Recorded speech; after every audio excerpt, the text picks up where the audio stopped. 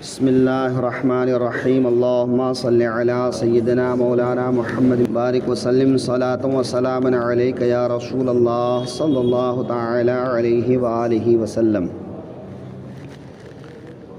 تفسیر کے سلسلے میں کہ آیت نمبر 72 میں اللہ تبارک و تعالی ارشاد فرماتا ہے وَإِذْ قَتَلْتُمْ نَفْسًا فَادَّارَأْتُمْ فِيهَا، اور جب تم نے ایک خون کیا تو ایک دوسرے پر اس کی تہمت ڈالنے لگے، یعنی اس آدمی کا قتل جس کا بیان پیچھے گزرا کہ نام اس یا عامل تھا، اس کے چچیرے بھائی نے اس کو قتل کیا تھا، لیکن قتل کا الزام دوسرے کے اوپر ڈال دیا تھا۔ تو یہاں اسی واقعے کو بیان کر کے فرما رہا ہے کہ تم لوگوں نے قتل کیا، حالانکہ قتل کرنے والا وہاں پر ایک ہی آدمی تھا، لیکن دوسرے لوگ چونکہ اس کی حمایت میں آ گئے تھے، لہٰذا حمایت کرنے کی وجہ سے سب کی طرف نسبت کی گئی اور کہا تم سب نے قتل کیا تھا۔ بھئی جیسا مجرم قاتل ہے ویسا ہی مجرم اس کا ساتھ دینے والا بھی ہے، اس قتل کو چھپانے والا بھی ہے۔ تو جرم ہے ہی، جرم کو چھپانے کی کوشش کرنے والا یا جرم کے خلاف ٹال مٹول کرنے والا بھی جرم میں شریک مانا جاتا ہے۔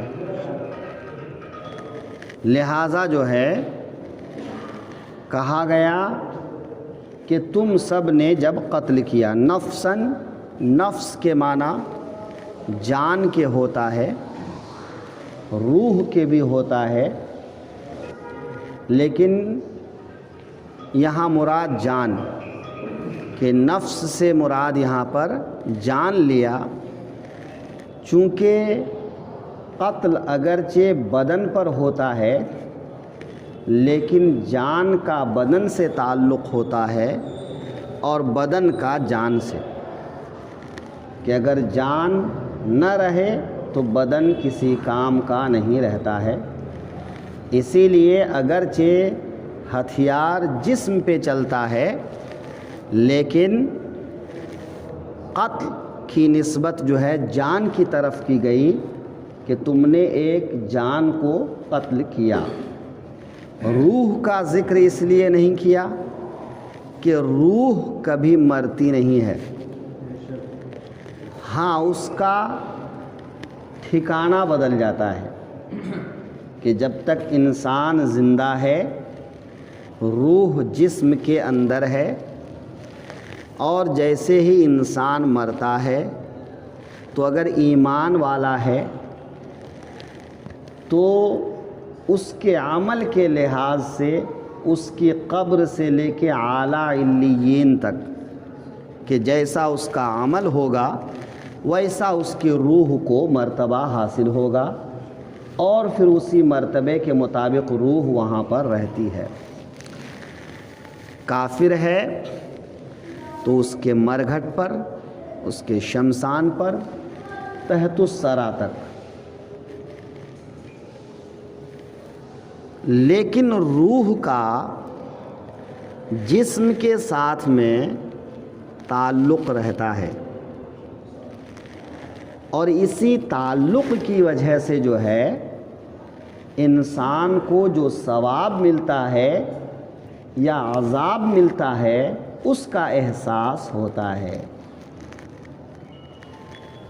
جسم اگرچہ سڑ گل جاتا ہے، جل جاتا ہے، ٹکڑا ٹکڑا ہو جاتا ہے، لیکن اللہ تعالیٰ کے یہاں اس جسم کو ایک معنوی حیثیت حاصل ہوتی ہے، اور اس جسم پر اسی لحاظ سے عذاب ہوتا ہے یا اس کو ثواب ملتا ہے تو اس کا ثواب کا یا عذاب کا احساس روح کو ہوتا ہے. تو روح تو کسی کی بھی نہیں مرتی. ہاں حسب درجہ اس کی طاقت ہوتی ہے، اس کی قوت ہوتی ہے، اس کا ربط ہوتا ہے. ایک عام مومن کا اس کی روح سے ثواب اور عذاب کے لحاظ سے تعلق ہوتا ہے، لیکن ایک مقبول بندے کا اس کے تصرف کے لحاظ سے ہوتا ہے کہ ایک ولی اللہ کی بارگاہ میں انسان جاتا ہے تو ولی اللہ اپنے جسم روح کے ساتھ میں تصرف کرتے ہیں. شہدائے کرام جسم اور روح کے ساتھ اتنا مضبوط تعلق ہوتا ہے کہ رب تعالی فرماتا ہے کہ جو اللہ کی راہ میں شہید کیے جاتے ہیں وہ مرتے نہیں ہیں، وہ زندہ ہیں. ہاں تم کو ان کی زندگی کا شعور نہیں ہے. وہ ایسے زندہ ہیں کہ اللہ کے یہاں رزق بھی پاتے ہیں. تو اگر روح مر جائے تو بھی ثواب اور عذاب کا اثر کہاں سے ہوگا؟ ہاں روح کا تعلق کبھی کمزور ہوتا ہے اور کبھی مضبوط ہوتا ہے. وہ اس کے لحاظ سے کہ وہ ایمان والا ہے، ایمان والا نہیں ہے، ایمان والا ہے تو عمل والا ہے، عمل والا نہیں ہے. تو اس لیے یہاں پر روح کو قتل کرنے کی بات نہیں کی گئی، جان کو قتل کرنے کی بات کی گئی. وَإِذْ قَتَلْتُمْ نَفْسًا، اور جب تم نے ایک جان کو قتل کیا. پیچھے ایک بات گزری کہ جسم سڑ گل جاتا ہے، تو یہ عام انسانوں کے لحاظ سے ہے. رہے اللہ کے مقبول بندے تو ان کا جسم باقی رہتا ہے. فَدَّارَأْتُمْ، درعن کے معنی ہے کسی چیز کو دفع کرنا، ٹالنا. اور یہ لوگ بھی ایسے ہی کر رہے تھے کہ تم دفع کر رہے تھے، یعنی قتل کرنے والا لاش کو پھینک آیا دوسرے گاؤں کے پاس. اب گاؤں والے کہنے لگے ہم نے قتل نہیں کیا ہے، تو یہ کیا ہے وہ نہیں کیا ہے. تم آپس میں یہی سب کرنے لگے، ٹال مٹول کرنے لگے، ایک دوسرے پر الزام ڈالنے لگے. تو فَدَّارَتُمْ فِيهَا، تو تم ایک دوسرے پر اس کی تہمت لگانے لگے. یہ تم اپنے حساب سے کر رہے تھے. اللہ نے اپنے کلیم کو تو پہلے ہی دن سے اس کا علم عطا فرمایا تھا. بھئی کلیم اللہ کو معلوم تھا، لیکن وہ خود زندہ نہیں کر رہے تھے کہ کہیں لوگ یہ نہ کہہ دیں کہ یہ طرفداری سے کام لے رہے ہیں، ہے نا. تو انبیاء کرام کو غیب کا علم ہوتا ہے. کبھی کبھی وہ غیب بتا دیتے ہیں اور کبھی کبھی مصلحتاً نہیں بتاتے ہیں. تو یہ دیوبندی لوگ نہیں بتانے والے واقعات کو بیان کر کے کہتے ہیں کہ نبی کو غیب کا علم نہیں ہے. اگر غیب کا علم ہوتا تو بتا دیتے، لیکن ان کو سمجھ میں نہیں آتا کہ نہیں بتانے کے پیچھے بھی حکمت ہوتی ہے نا. جیسا کہ اسی واقعے کو دیکھیے کہ حضرت موسیٰ کو اللہ نے اتنی قدرت دی تھی، کہتے کھڑے ہو جا، کھڑے ہو جاتے، یہ مردہ زندہ ہو جاتا. حضرت عیسیٰ علیہ السلام کے بارے میں قرآن پاک میں آیا ہے کہ وہ ایک پرندے کی شکل بناتے اور کہتے اڑ جا، اڑ جاتا ہے. مردے کو کہتے ہیں زندہ ہو جا تو زندہ ہو جاتا ہے نا. تو حضرت عیسیٰ علیہ الصلاۃ والسلام مردے کو زندہ کرتے ہیں، قرآن گواہ ہے۔ تو کیا ایک نبی میں یہ طاقت ہے اور دوسرے نبی میں نہیں؟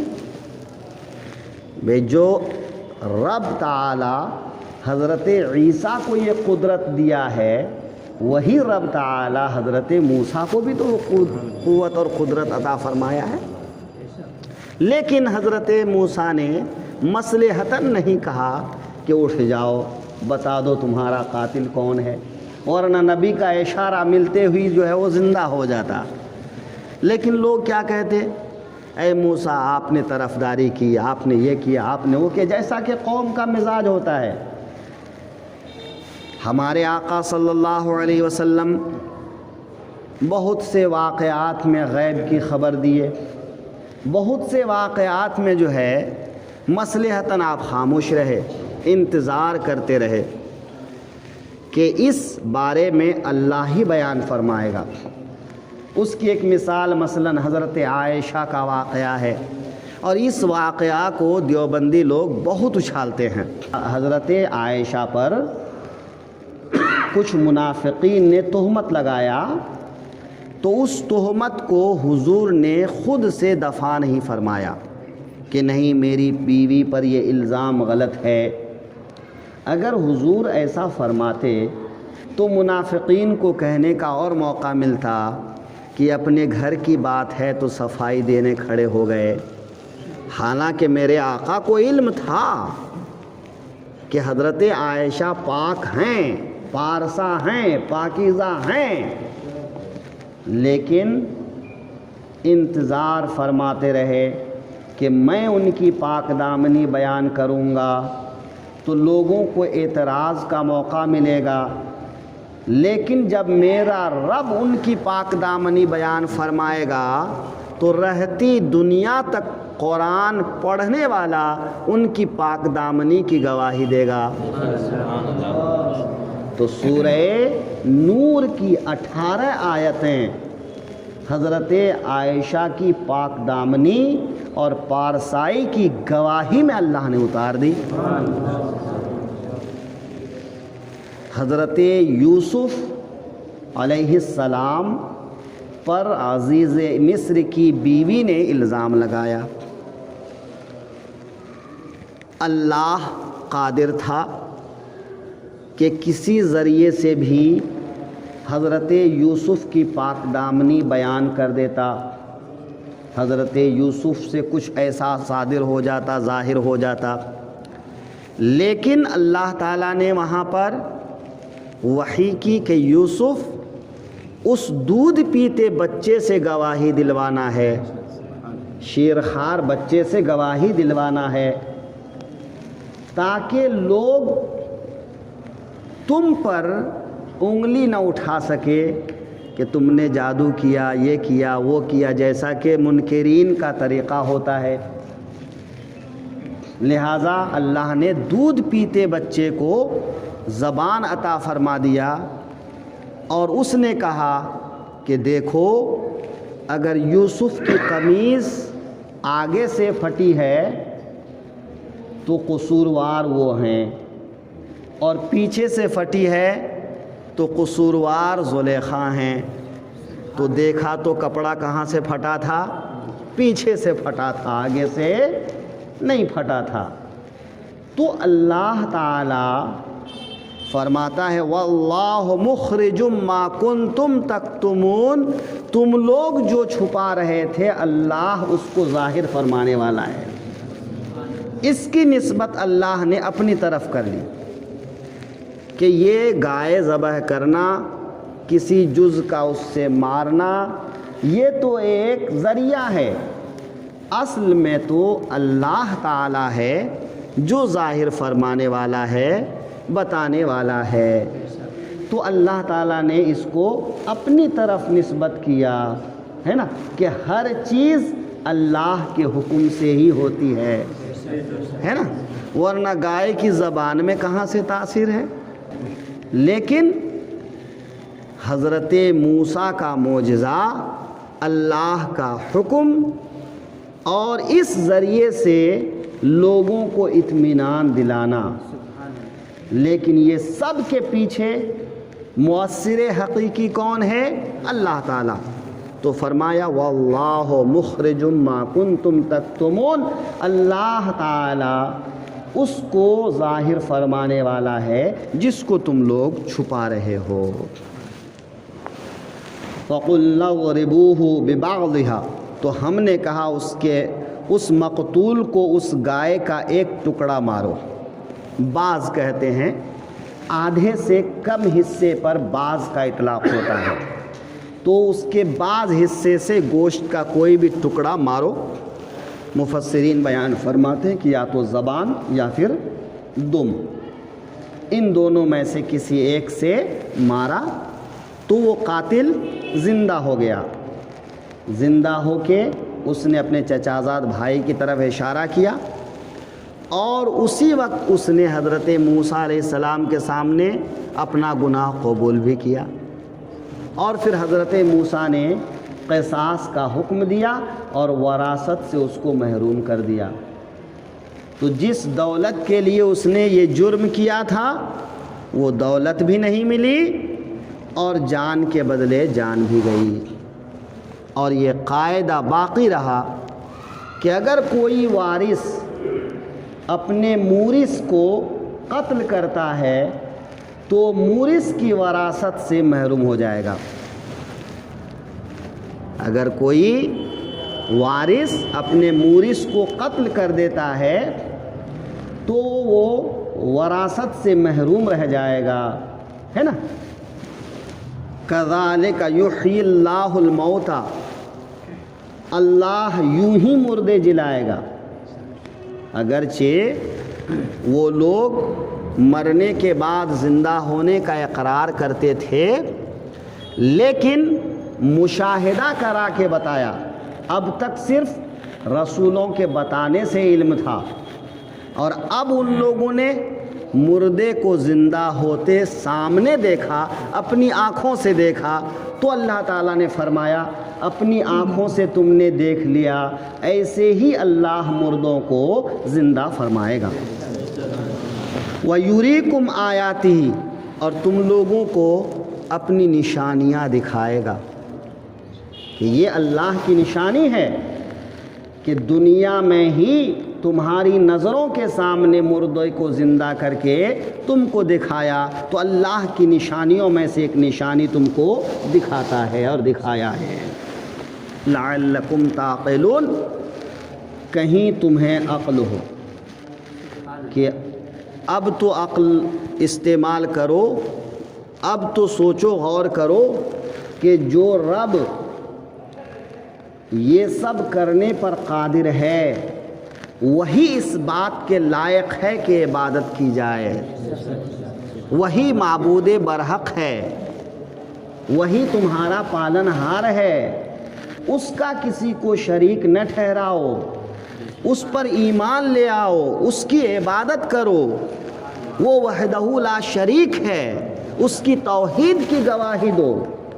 تو یہ سب نشانیاں جو رب دکھاتا ہے وہی رب عبادت کے لائق ہے، وہی تمہارا خالق ہے، وہی تمہارا مالک ہے۔